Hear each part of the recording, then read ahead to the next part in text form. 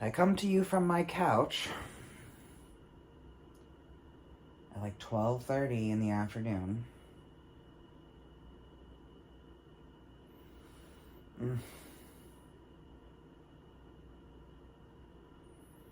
No energy.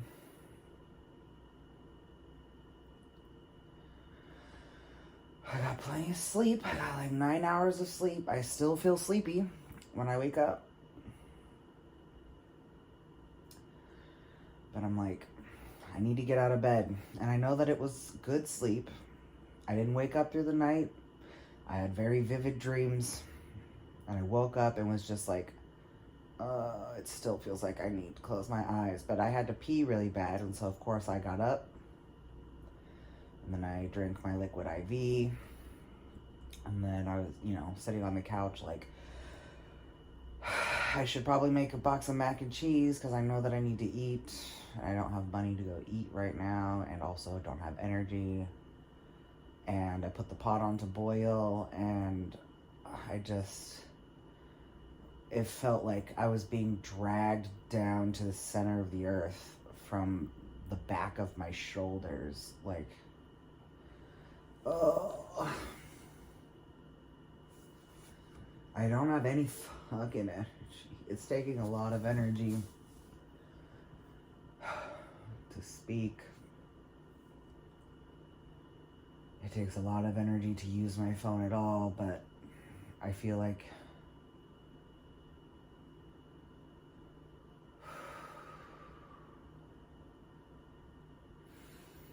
if I wait until I have energy to record,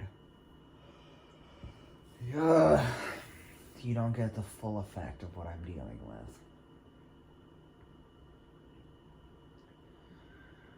So I brought my walker over to the stove and sat down in that in order to watch the mac and cheese and, make it and everything.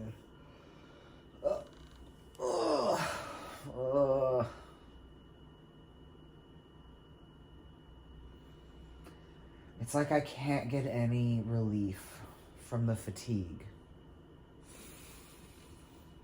And this is a daily occurrence at this point. I have to take my walker with me everywhere that I go, because at any given point, I might need to suddenly sit down because I don't have the energy to stand. And I take public transit now. And you'd be so surprised at how little seating there is at bus stops. Some don't even have anything at all. Not a bench, not a nothing. There's no benches around because everything is anti-homeless. God forbid people have somewhere to take a fucking rest.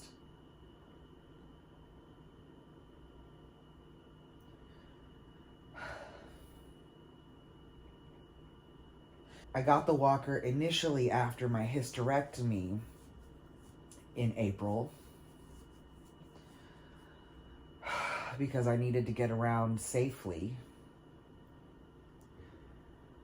And then I just have continued using it even though I've healed from that,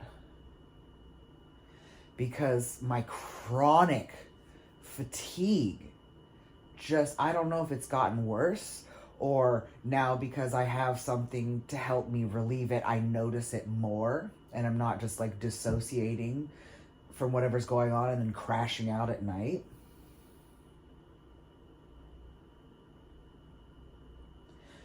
But I can hardly do anything. And cooking takes so much of my energy and my effort. And food is expensive. And going to get the food takes so much fucking energy and so much fucking effort. And I have to do that several times a day. I haven't been the same since my COVID infections, even since the first one. I've only had it twice, to my knowledge. There's only been 2 times that I have had any symptoms of it. And I've only been sick 1 other time in the previous fucking 6 years.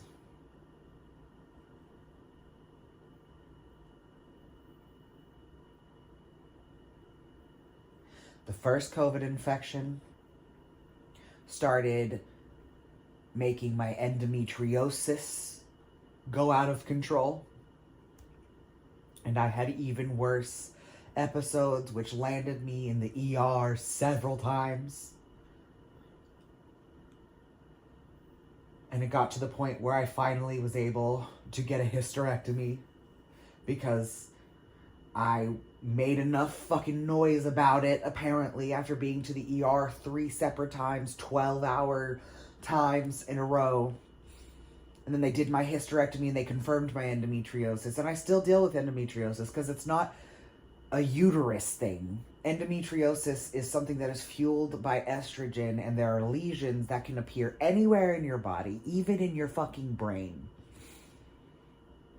But if you have endometriosis and a uterus, it can really make you have horrendous periods. And I did for 20 fucking years. I had the heaviest, most excruciatingly painful, longest periods that I'd ever heard anybody fucking talk about. And no matter how many times I would tell anybody I have endometriosis, they wouldn't fucking take me seriously. And it took getting COVID and having that fuck my body up to where I started having intense jolts of pain that started lasting for 15 seconds, which is a lot. It's so much to have that continue. Like, imagine being struck by lightning for 15 seconds straight. That feels like an eternity. And then it turned into a minute, and then 10 minutes, and then hours. And then I was in the emergency room, sat out in the fucking waiting room, writhing and screaming in pain for hours and hours and hours until I was finally taken back. Nobody takes my pain seriously. Finally got somebody who would. Got the hysterectomy, confirmed the endometriosis, still deal with pain from it, just have the relief from having to bleed and have cramps and all that goes along with that. And then I was made homeless in the middle of the summer and couldn't keep my mask on outside 24 motherfucking 7 because of how hot it was. I couldn't breathe. Caught COVID for a second time. Now have dyshydrotic eczema. I tried an experiment to see what would happen if I stopped putting my medicine on for a couple of days to see if, how long can I go before it comes back? And it comes back with a fucking vengeance, just like after 2 fucking days. So I can't go without that medicine. I have to put that medicine on in the morning and at night, and I cannot go 2 days without it before my fucking dyshydrotic eczema comes back. And if you don't have eczema and you think that eczema is not a fucking big deal,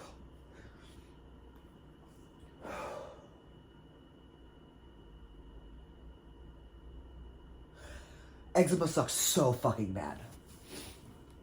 And dyshydrotic eczema is a symptom of immune dysfunction. So I already had suspected before this that I was immunocompromised. Never had any sort of verification because haven't had access to the medical system the way that I have now for the past year or so.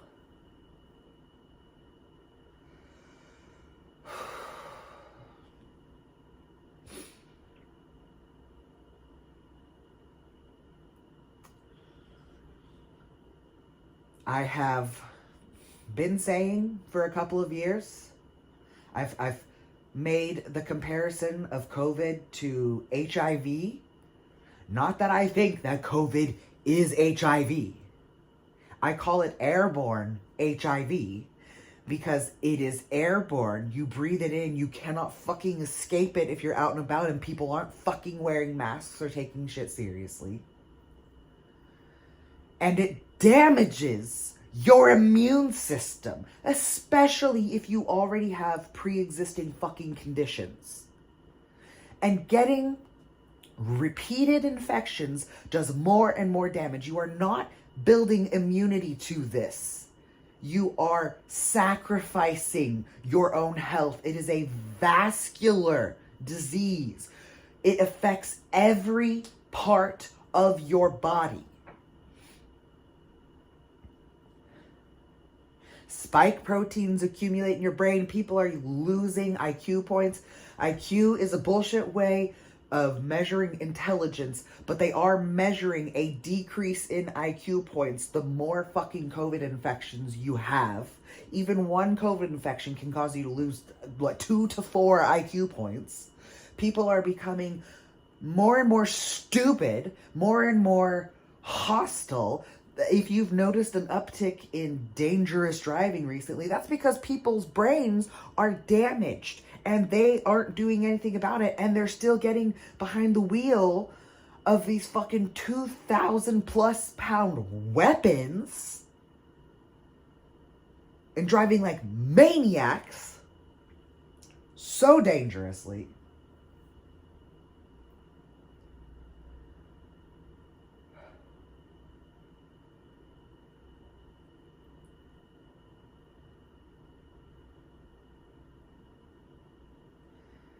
My EDS, Ehlers-Danlos syndrome, which is a connective tissue disorder that is comorbid with my autism, that has seemingly gotten worse because of it as well. I have far more joint pain. It feels like my body is more fragile. Just in general, like I can't sustain any sort of exercise like what I used to be able to do.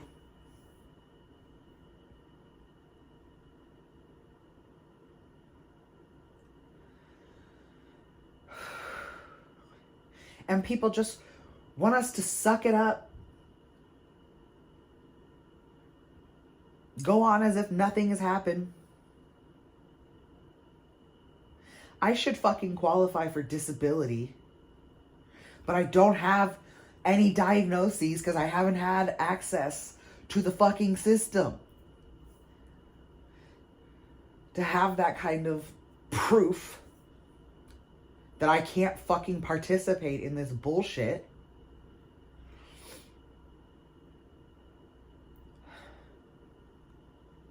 The one job, the one day a week that I work as the assistant for the person who makes like fangs, I have my walker with me and I am sitting down the entire time I am doing my work because I cannot stand for a period of time longer than maybe a minute or two before I start to feel extremely fatigued.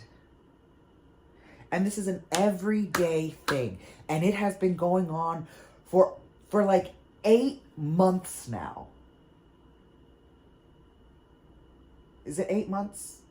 I got the second COVID infection in July.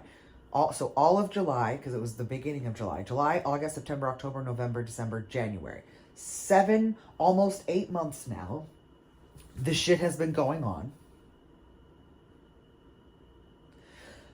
Longer than that, if you count all the stuff that has been happening since my first COVID infection in 2022, when fucking Alex stopped wearing his mask to work and didn't tell me and brought that shit home to me and exposed me to it and then was like, it's not a big deal, we got through it.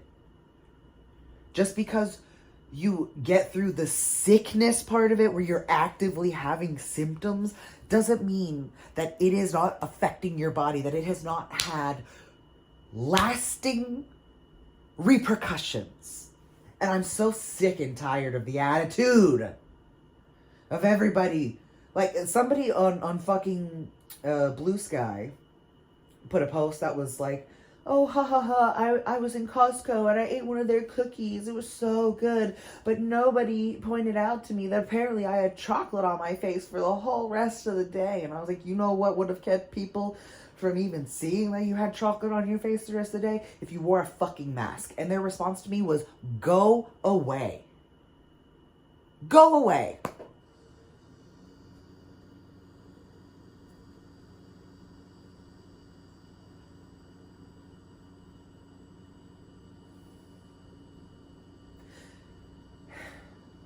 Disabled people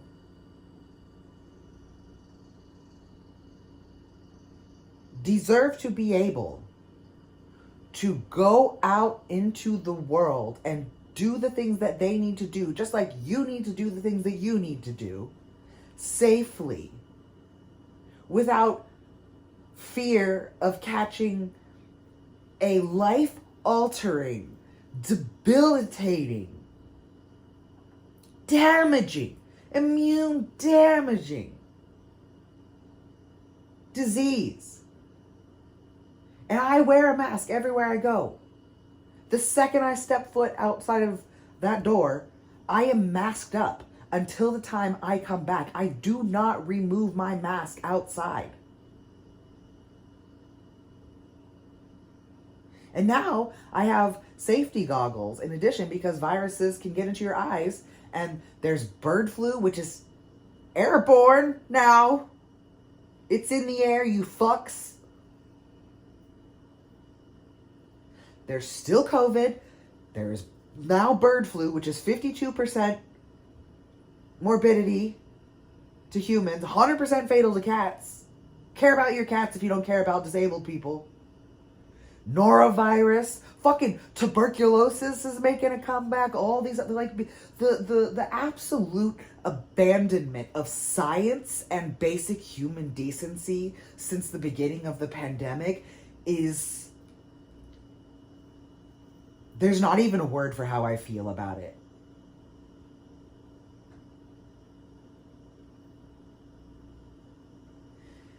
And the way that people respond when you are just asking them to not only protect everybody around you, but literally protect your fucking self. You don't care about yourself.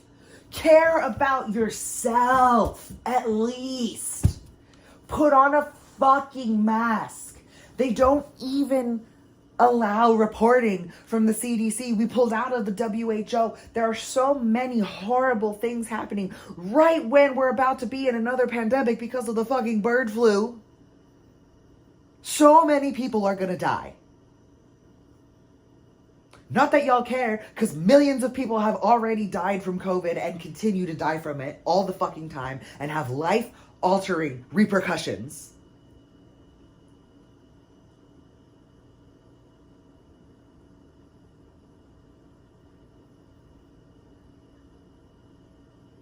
I want to be able to participate in the world. My body can't.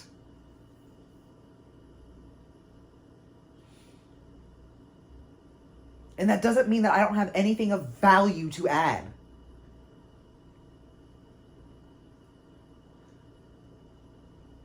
And you know what? Every single person that is on this planet, whether it is now or in the future, will be disabled. So if you don't currently have a disability and think that it is not your problem to think about disabled people because it doesn't affect you, let me know how that works out for you when you are disabled, because you will fucking be disabled. That is not an if, it is a when, and you need to care. Fucking start caring. I swear to fucking God. We are doomed. We are doomed if we don't fucking care. Fucking care.